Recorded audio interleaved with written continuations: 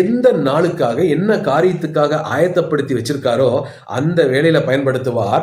அப்போது பிசாசின் சேனைகள் நம்மளுடைய சத்தங்களை கேட்கும் பொழுது, நம்முடைய ஜெபத்தை கேட்கும் பொழுது, நம்மளுடைய வார்த்தை, தேவ வார்த்தையை நாம் பேசுகிறதை கேட்கும் பொழுது, நாம் கர்த்தருடைய வார்த்தையை பிரசங்கிக்கிறதை கேட்கும் பொழுது பிசாசின் சேனைகள் சிதறி ஓடும். பாருங்க, நம்மை நாம் அறியாத சூப்பர் நேச்சுரலாக, இயற்கைக்கு அப்பாற்பட்ட விதத்தில் தேவனால் பயன்படுத்தக்கூடும். ஆகவே ரட்சிப்பு கர்த்தருடையது என்பதை புரிந்து கொள்ளுங்கள். இன்னொரு வசனத்தை நான் வாசிக்கிறேன்.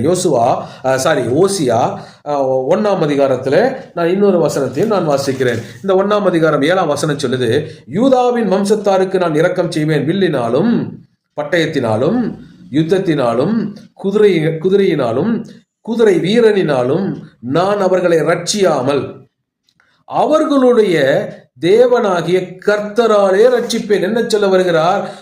குதிரை இல்லை,